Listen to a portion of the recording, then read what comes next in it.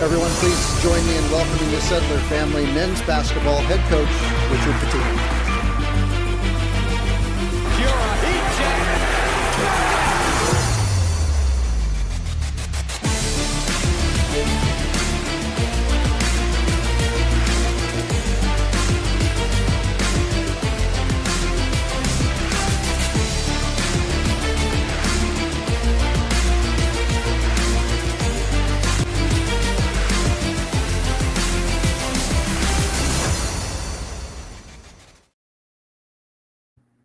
What is up, everybody? Welcome back to another episode here on the Muskie Central podcast. Today, I have a guest here to help me talk about some Xavier basketball. His name is Rule. He's really known on the Blob podcast. He should be getting in here anytime soon. Send this over to him. There's that. So he's gonna join me today. We're gonna talk about some Xavier and all this. So let's see. Let's go right here. All right. So he should be joining. You guys can find his socials right there. So just gonna wait for him to come on, and yeah, it shouldn't be too long.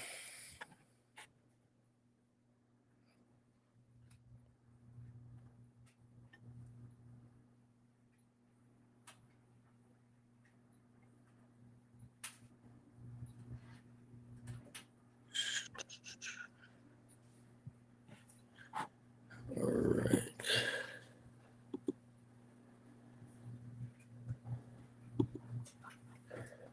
Let's go here.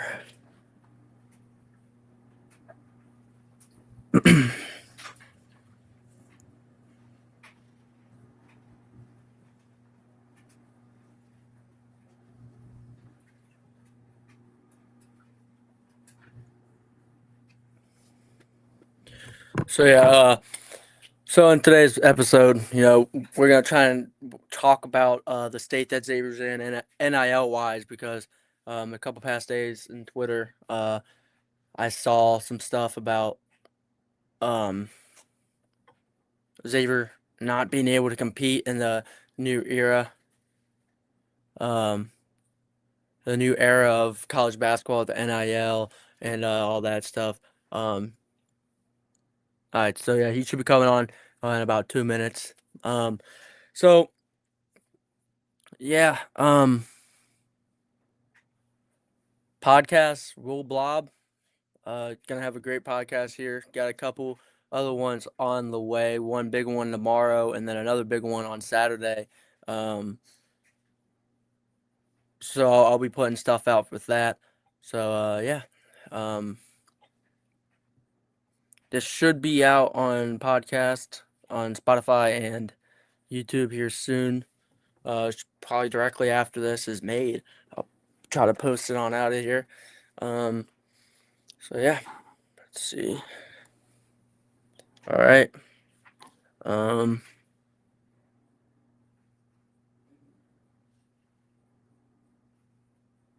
you guys don't know who he is, he'll introduce himself. He runs Blob with Kenny Freeze. And then Keith Jackson's been on there the past couple times. So yeah.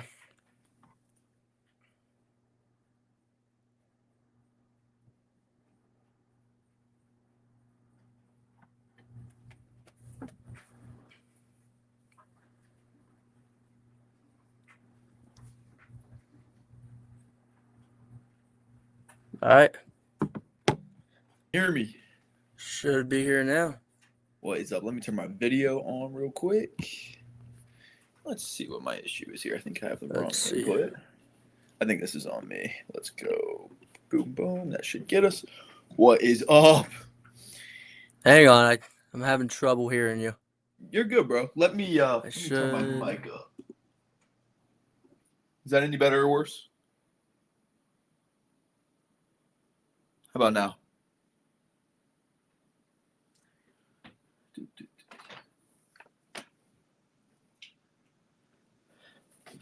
Let me reset some stuff. Can you hear me now? I think I got the wrong mic. Yep. I got you. What about now, brother? No? All right, let me see what's going on here. We'll get it figured out. Hello? Can you hear me? Yeah, there you are. Hi. How are you doing? Good, man. How are you? Good. I don't think. Thank you for joining me. Let me get a hat going real quick. Just got back from the gym. Hair's a little crazy. All right. I hear you loud and clear, my friend. I hear you loud and clear. I'm excited to get after it, man. Yep, you too. Thank you for joining me first. Yeah, man. Happy to do it. Yep. I've always listened to your podcast, Kenny Freeze, especially the post game ones, especially what just happened on Monday. I watched that one. Yeah, I wish they were a little more fun to talk about, but it has been fun, man. Being with Kenny's awesome. Yep. So going into Monday, it was a big game. It was kind of Xavier's first test, really, really. I mean, the first two games they won by a combined 9 points against Lemoyne, who was 3 something, and then Marist, who was also down there, and they only won that by 4 and 5. And then they play Santa Clara, who kind of, their first test, a solid team, and they come out and they just looked flat the whole game, especially to start the game. I mean, they've struggled every single game starting the game. Uh, do you know like what's kind of been the struggles do you see as why they get off to such a slow start? Yeah, I mean, this team is just a team looking for its identity. I mean, number one, you replace 12 guys. We've never seen this at Xavier. We've always had a lot of continuity. We've never had to return 12 dudes. We're starting over from complete scratch, and I just think that there's just no identity, no flow, no rhythm, like nothing right now. So it's a team that really has to find itself, to be honest with you. Like, they just have not found an identity. I thought what stuck out in game 3 against Santa Clara was like Malik Moore was our leading scorer. He didn't take a shot against Santa Clara. Like, Yep. so this just is a team that just doesn't know who it is, what it wants to be. And I think that you saw it in Patino. We saw it in the post-game presser. Like, they're really looking in the mirror right now. Yeah, I mean, every single Xavier fan on there. I mean, I don't blame them. They're kind of after that performance, they're all kind of saying the season's over, and I mean, now they're all saying that they're gonna struggle to win 10 games. And I mean, coming in this season, you knew that it was gonna be tough, but I mean, that was in my lifetime, that was one of the worst losses I've seen, especially in Cintas for a mid. I mean, they're a good mid-major team, but they came in and Smacked. they absolutely smacked us. Yeah, I was talking about with Kenny. I'm 33 years old, not a puppy anymore, and I've been going to games since I was 3 years old. That is the worst, hands down, home court game we've ever had in our life. Yeah, For sure. And it's tough because, I was a kid in the 2000s when, we had Romain Sato, David West, and, Derek Brown and a lot of like the Xavier legends. And it's like Cintas was like a fortress back then, man. I mean, if we were going to lose, it was going to be barely, and the other team was going to be, bruised up the next day. It was going to yep. be rough. I felt like we really took the home court advantage seriously, and to let Santa Clara come to Cintas and just run us was really hard to watch. It really was. Yeah, yeah, it was. I mean, like you said, Malik didn't take a shot all game, and he was our leading scorer, and he scored 14 the last game in the first half. And then after that first half, he only scored, I think, 3. Yeah. I mean, Xavier, you need, especially him, he seems to be the one that can have the ball in his hand, and you don't have to worry about a turnover. But, like, when Trey Carroll has the ball in his hand, it's just kind of like, oh, no. But is there a player that you see that really needs to step up? I know Allright did in the first game, Milicevic, but then Milicevic looked lost in the Santa Clara game.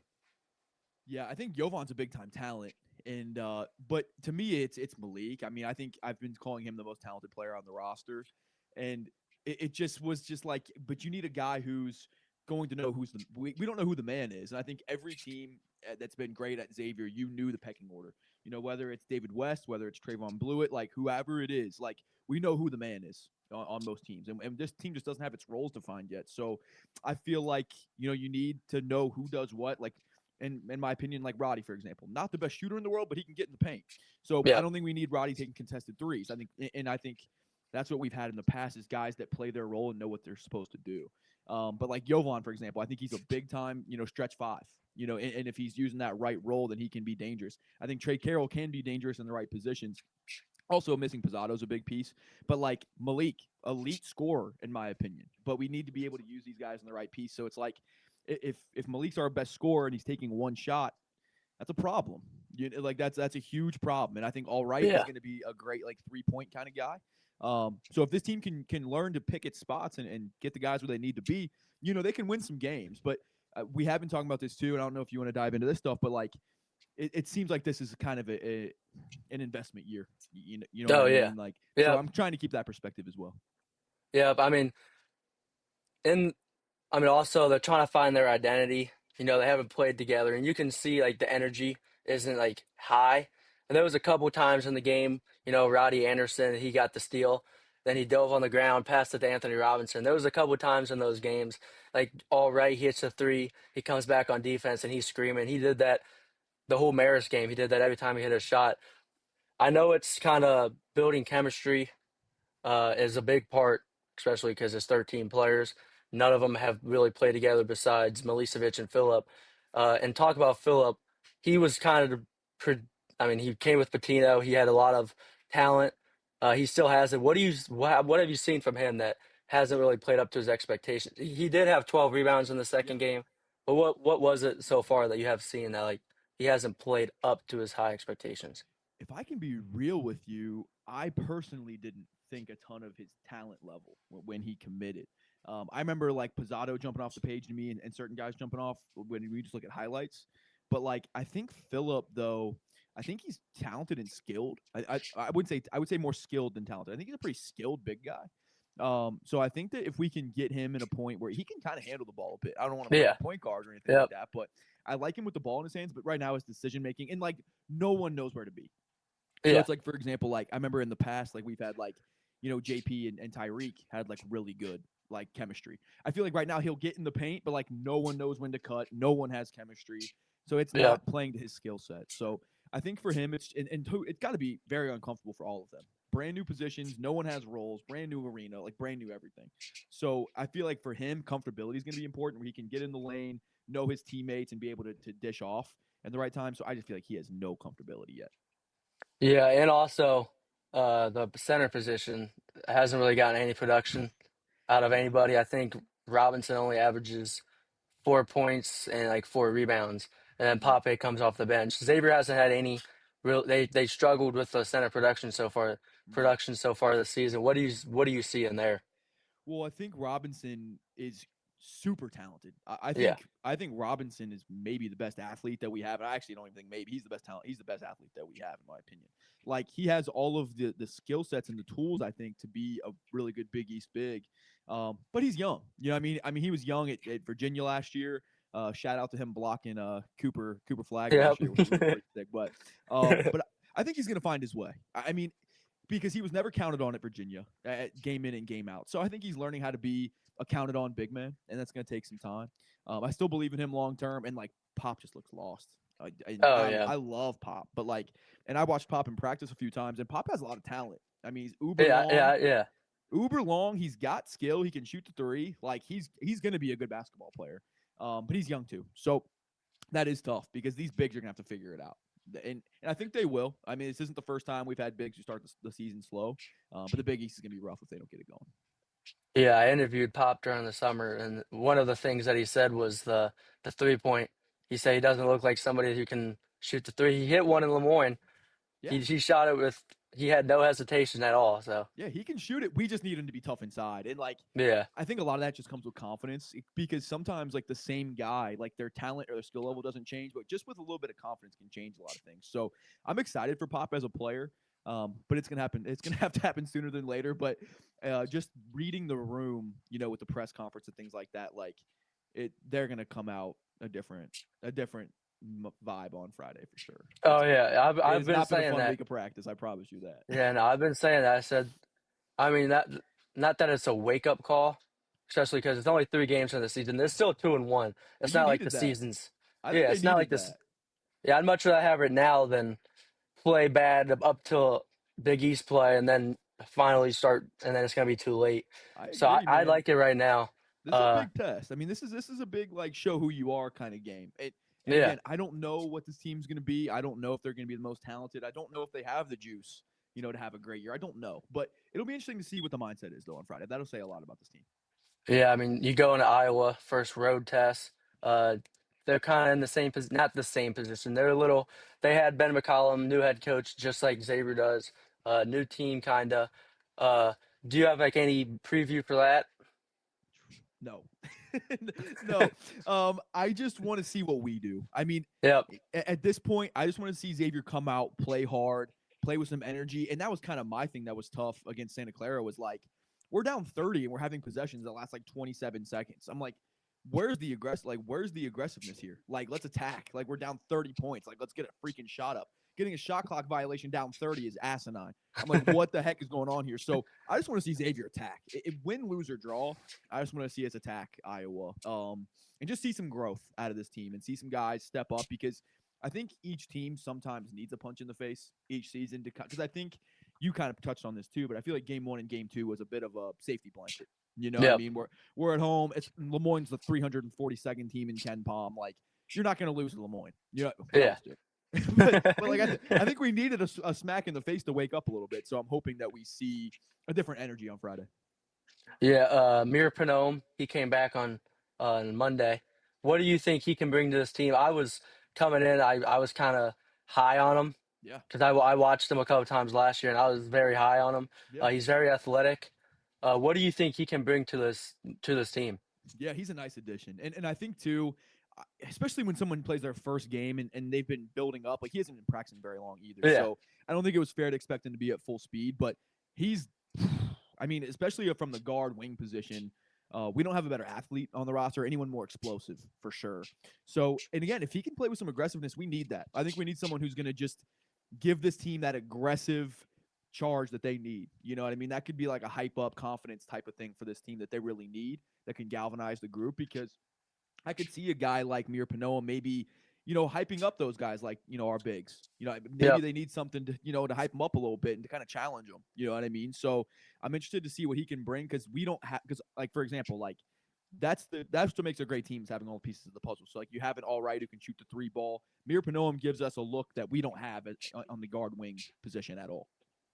Yeah, I mean, Patino said that he only practiced 2 days. I mean, he was practicing. It was like non-contact, but then he only really practiced full contact 2 days before the last game. And then Pizzato, they said that he'll probably be out January.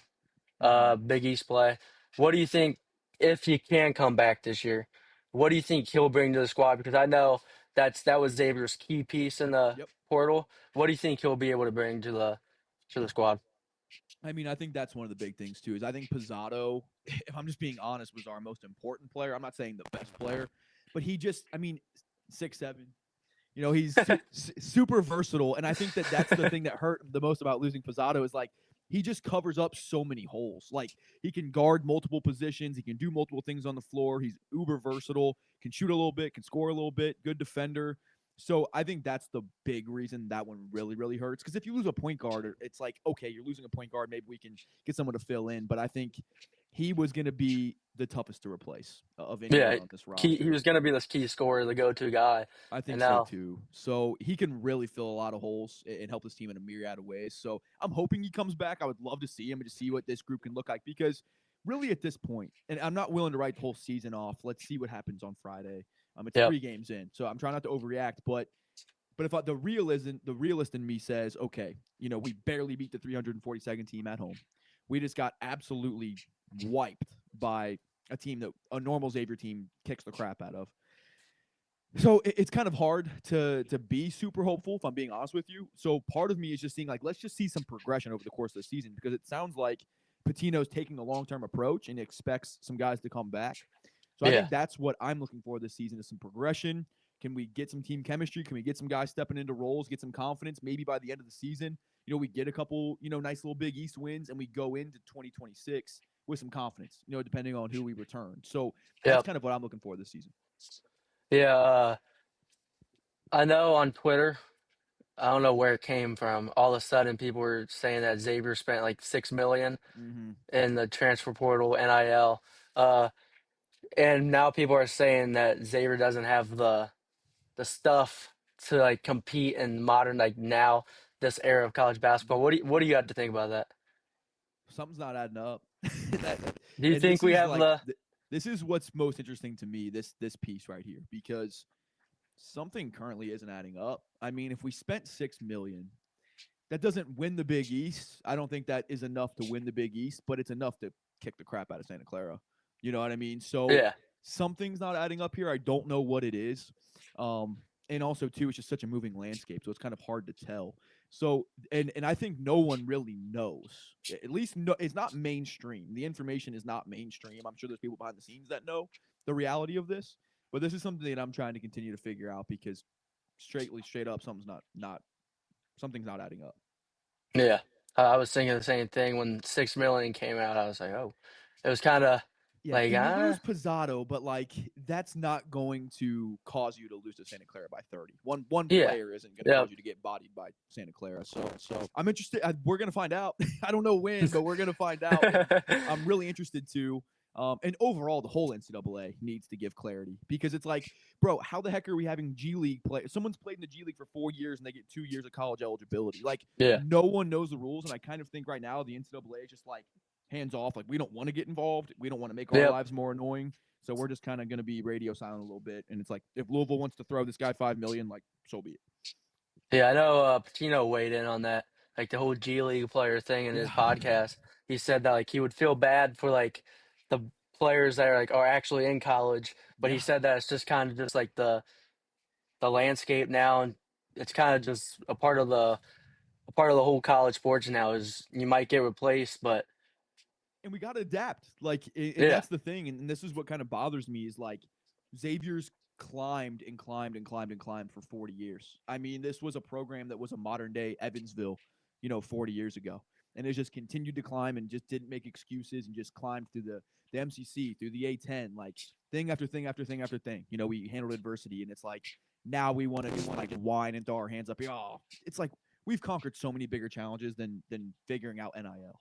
I mean, yeah, so it is a little frustrating at times, just kind of hearing the whiny, rhetoric that I hear. It's like we can figure this out. Like, we've got donors with deep pockets. We have a commitment to basketball. We have a state of the art arena. Like, we have many reasons to win. Are there challenges? Of course. We have tons of reasons that we can win. yeah. I mean, Khalid House, he just signed today. Mm-hmm. I think he was top 100. I think. Mm-hmm. Yeah, highly sought after recruit. In the recruiting. Yeah. Yep. He was. What do you think about him? And have you seen anything about him? I used to follow recruiting much more closely than I do now. What's funny is I feel like in the last 3-4 years, the regular high school recruiting pipeline is nowhere near as important as it used to be. I Oh feel like yeah, I know. it's been all transfer portal. So Yeah. Yep. it's kind of changed my mindset. I used to follow recruiting like a hawk. Like when I was a kid, I'd come home and like I would go to like their games and I was tracking 4-star, 5-star, this guy, who we talking to. So like I was all over all that stuff. Shout out Rick Browing. I was all over 24/7 growing up. But anymore, it kind of takes a commitment for me to really come around. I've seen some highlight films. I'm really impressed with his talent level. But it's just anymore, and I don't want to be the old head, but it's kind of tough to invest in a player until they're on campus for me now. Yeah. Because it's just like you just never know, man. I mean, it's a Russian roulette right now on if they come to campus. But I think that's my mindset right now is just being adaptable and being willing to change my mindset as it goes to Xavier basketball. Yeah. I mean, you can't really. I wouldn't. I'm not trying to say like he's gonna be the best player, especially Yeah, because when Travis Steele was here, he had a couple 4 stars like Demir Bishop. yeah. He came in. He was supposed to be the high guy, and then all of a sudden I don't know what he's doing now. Mm-hmm. I know he went to like St. Joe's I think he after. transferred twice, maybe. Yeah. Now. And Yeah. recruiting can be a crapshoot. You know what I mean? It really can be, even back in the day. But it's nice. I mean, don't get me wrong. I'm excited that we're still recruiting at a high level. But I think what we need is this. There's just right now the market is not corrected to NIL, and right now there's just no idea what the F is going on. I feel like fans, no one knows how important anything is anymore. So it's like I think in 2, 3, 4 years we'll know the impact of a high school recruit.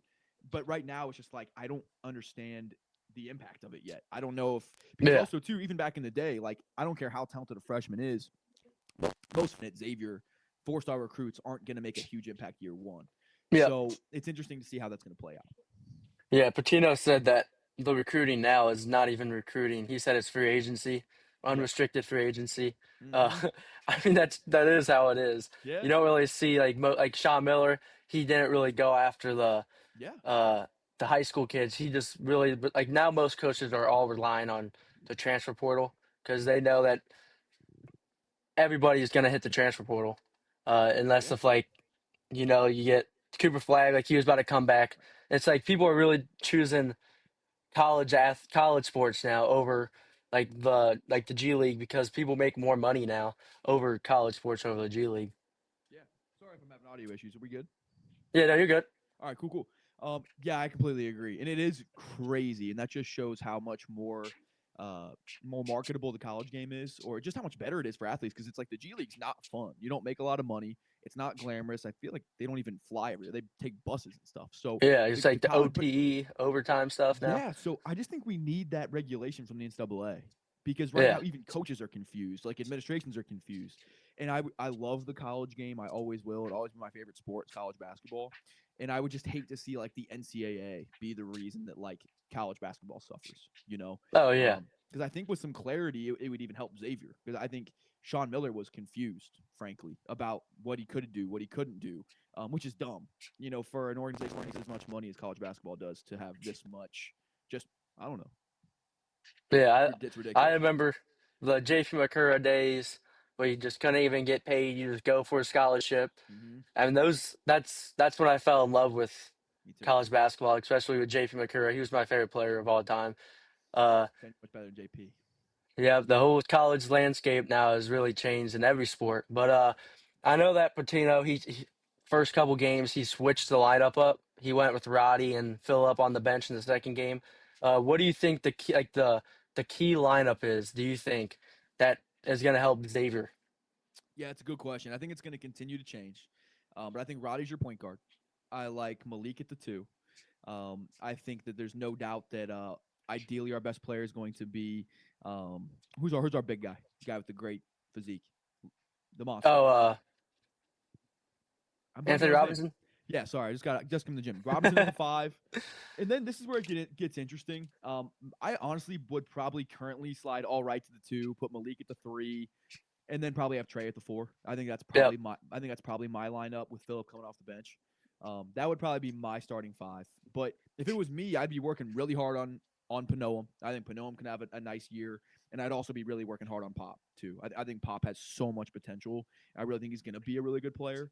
But he just needs to continue to up his comfortability because he's just clearly not comfortable. I mean, just dropping the ball in the post, and Yeah. he has the ability to do it. But he's just gonna have to find his legs. I think Yeah, I that's our mean, best five though. yeah, yeah.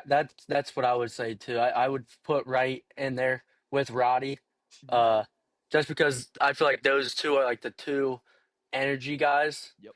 that bring the energy. Uh, Speaking of Trey Carroll, I know that he's kind of struggled from three.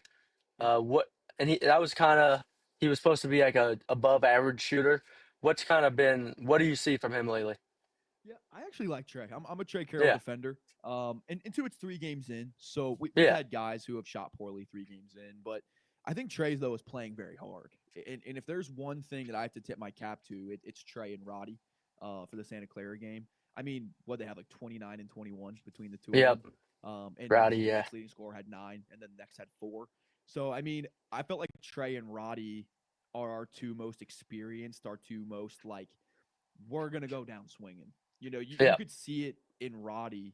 And I'm not saying kids quit, but I do think that Roddy's the one, and I think Trey is the one. That they're the guys who are willing to be like, I'm not going down like this. Like they took the charge, they took the lead, and they're like, we're gonna at least go down swinging if we go down. Because I would rather have a guy like Trey who is, maybe you're upset with his shot selection, but he's playing aggressive, playing to yeah, win in a game where we need someone to step up and say, hey, we got to freaking play.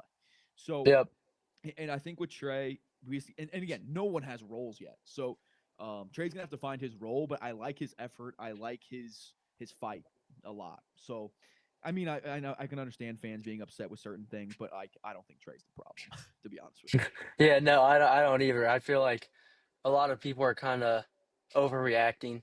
I mean, I Yeah. was mad, of course, on Monday, but it's like Oh, we all were. it's 3 games in. People are Yeah. kind of like saying the season's over. Like I understand, like the talent may not be there. Like Roddy Anderson said, he said they're not the most talented group. But I mean, I'm not gonna sit here and say the season's over after 3 games. Maybe Yeah. once conference play comes and like a couple games in the conference play, and like if they go 0-5, then I'll be like, okay, maybe we'll focus on next year. Hopefully these people develop because I think there's only 3 to 4 people that can't come back next year that are graduating. Yeah. So I mean, you're gonna have a lot of kids, and then you got a lot of players, and then you're gonna have Khalid come in, and then you can go after the transfer portal. So I mean, I don't know why people are overreacting. I know that it was like a really bad loss, but I don't get Believe the me, whole I get it. overreacting So part. here's my thought process. It's more than fair to be very upset. Like Yeah, it's a mess. Like it's probably if obviously if this is any indication, it's going to be the worst Xavier season in 40 years. yep, Since Xavier started taking basketball seriously in the 80s. So you have every reason to be upset. But I think for me, here's how I'm looking at it. This is a brutal time in college sports to do a coach turnover. And also, too, let's just be real. Like, there are some questions that need to be answered as to why this team has been this bad. Like, I think we were all expecting a transition. But I guess here's what I'm trying to say is I'm putting this year into perspective. And it's going to suck. If let's just say that this season plays out, it's more of the same. It's going to suck. But I'm willing to see what we have in year 2. It seems like Pitino has a long-term plan, and it wouldn't shock me if there's some kind of unconventional way to be good next year. Like yeah, I'm hearing like again, I don't know how true this is, but I've heard like the idea thrown around that maybe you're banking some NIL money for the future. You know what I mean? Type of deal. yeah. I did So hear that too. so if you can spend 15 over 2 years, maybe you spend 3 or 4 this year and then you bank the rest of the money for next year. So like, and again, I'm not saying that's happening. I don't know if that's happening. I would Yep. guess that it's not happening if I'm being honest with you. But it seems like Pitino has a plan. He's the son of Rick Pitino, obviously. Like he did his homework coming here. Like he didn't choose to go to a worse situation. And he was coming Oh from a yeah, good situation in New Mexico where they beat Marquette in the NCAA tournament last year. So I'm willing to see what Pitino's plan is. I'm willing to give him this year to get to get his feet under him and to figure out what's going on. And so that's just my mentality is like put this year kind of in its own box, and it's gonna suck, to be honest with you. But like I'm just trying to keep this year in perspective. yeah, As much as it's not fun. yep. I know. Paul Fritchner said today he was on the Chatterbox thing, and he said one of the questions was, do you think that like the donors that give the money, do you think that they could be upset and frustrated and like don't like see the vision that Patino has and Yeah. they don't give him the money? Do you see that happening? Or do you think because didn't they ask the donors like if they wanted Patino, right? If like about the hire? There's a lot of moving pieces with that. So I think the donors do have a lot of say. I mean, obviously you got to follow the money, but dude, I'm gonna be real with you. Like I saw tweets, and I don't know the validity of this, but I saw tweets saying like there were donors like yelling at Patino during the game. Like, and that's another level of investment. I mean, it's one thing if you're a fan of the team. I'm a fan of the team, and I was pissed. Yeah, If I'm giving you $1 million of my money, I'm really pissed. You know what I mean? So I can understand that. But at the same time, though, I don't think attacking Patino is the right strategy. But of course, because you want a return on investment. If there's one thing I know about rich people, they're not just throwing away money to throw away money. Like if yeah, I'm going to yeah, if I write you a check for 300 grand, I expect something from that. You know what I mean? I don't just yeah, want to flush my money down the toilet. So I think that's the worst part about the NIL, or the best part is that there's quick turnover. So if we're really good, then donors like, oh, this is great. So there's an immediate feedback versus if we're bad, it's like, oh, there's immediate feedback that we're bad. I'm not going to continue to invest in something that's not a good investment. So yeah, I think that is a real thing. And I guess that's the thing that I'm trying to keep going with what we do with Roll Blob is like just trying to fight the apathy, because there is going to be a time, let's say this season isn't good, which I'm hoping we're able to at least make it, we have a fighting chance. We have some reason to be excited. Like the yeah, worst thing I think that can happen for Xavier is not having upset fans, but having apathetic fans that don't care, because yeah, they're like, well, the worst thing that I would want, and I'm not attacking anybody here, but for Xavier to become the Bengals, where everyone's just like, oh, it's just the Bengals being the Bengals. You know what I mean? oh yeah, They're run like crap, so it's like, why would I care? That's at least how I feel about the Bengals. And I would hate for that to happen to Xavier, because in my opinion, like Xavier's been the only like shining team for me, at least in my lifetime. I'm not a Reds fan anymore. I'm not a Bengals fan anymore. Xavier's the only team I care about. So it would just suck for like that Xavier DNA to be lost, but I'm hoping that we're going to stay on the right path.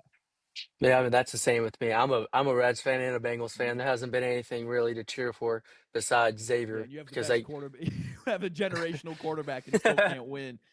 So yeah, and I played that game for years. I went through the Carson era. I went through the Andy Dalton era. Like 20 years of good talent and 0 playoff wins. So it's like, Yep. and you can just see an organization that is either unwilling or unable to win. But that's not Xavier. It has not been Xavier over the course of my life. So I don't know.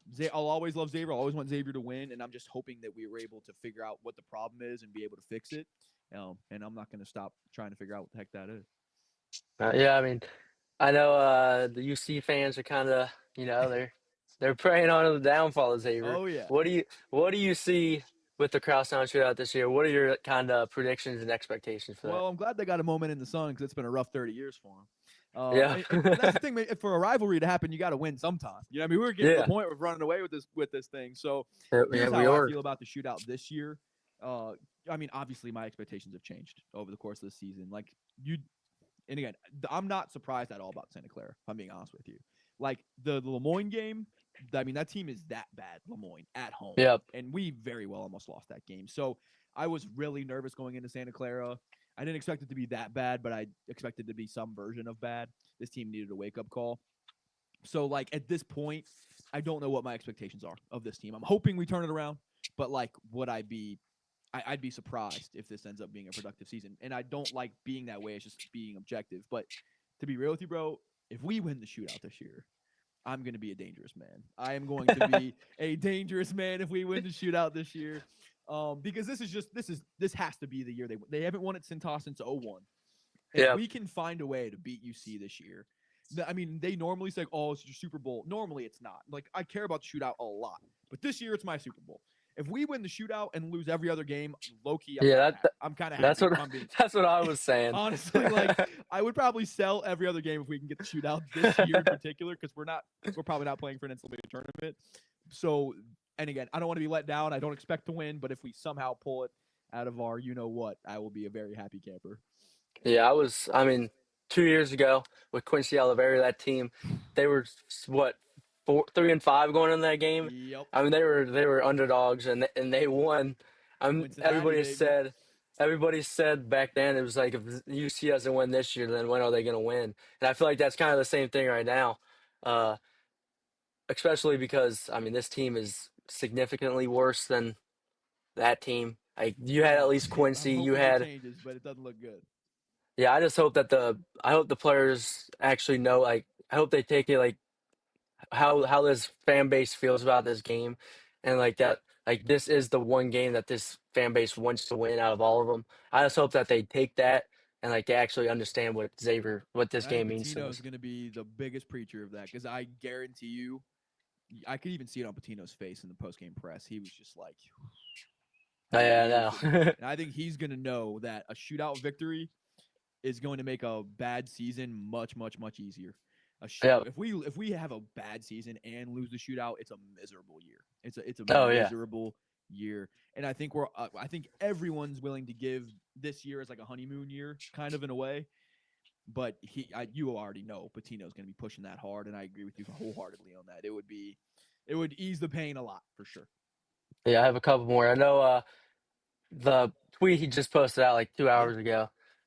What I liked about it was that he didn't throw his team under the bus. Yeah. He didn't do like the grades and say the defense is horrible. Yeah. He blamed it on himself, and I like how he didn't really put this on the team at all and like really get them down. That's what I took from it. I agree. I think that was the only play, really, to be honest with you, and I can appreciate that. And I'm glad that he still did it. I mean, that takes cojones to be willing to tweet after a historically bad loss. Yeah. So I respect the fact that he still did it, even though it sucked.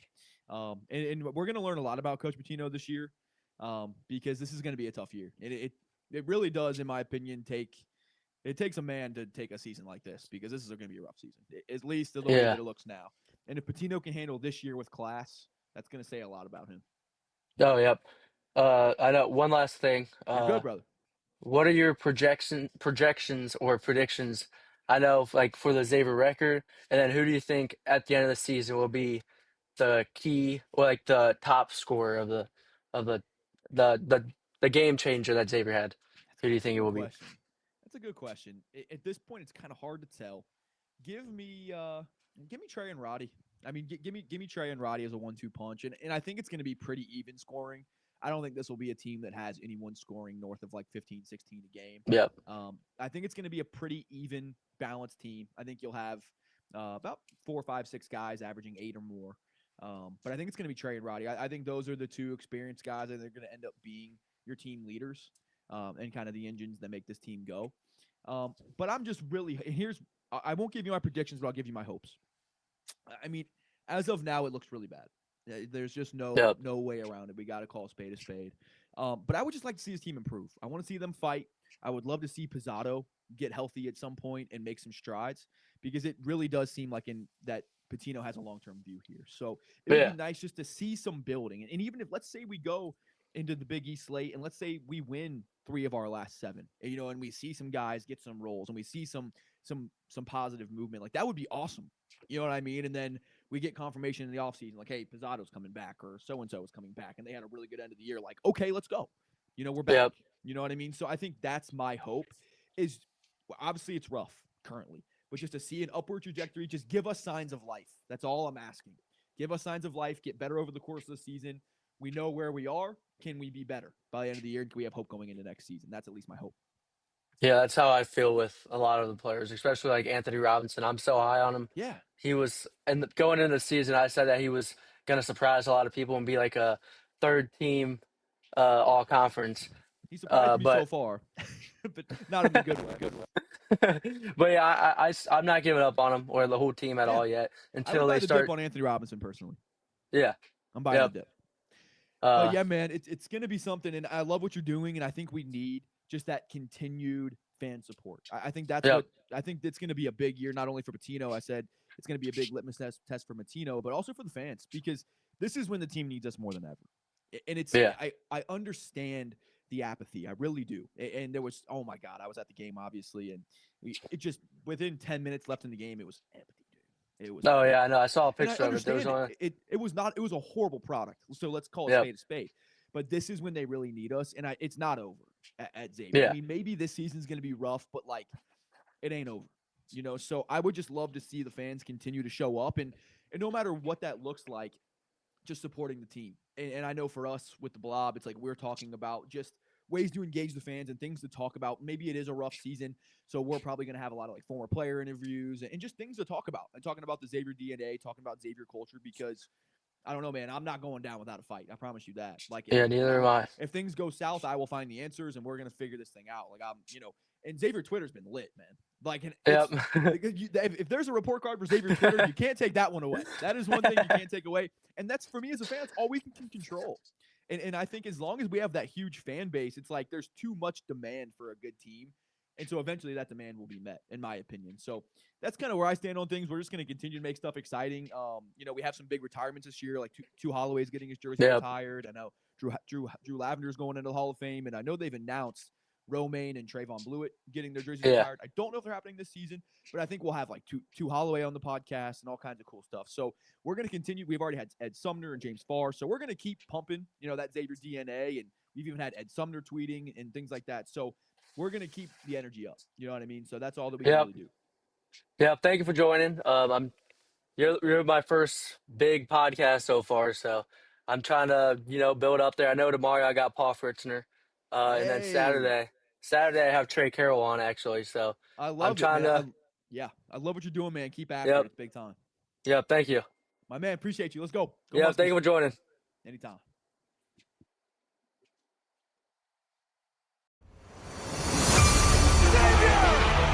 Has upset Arizona.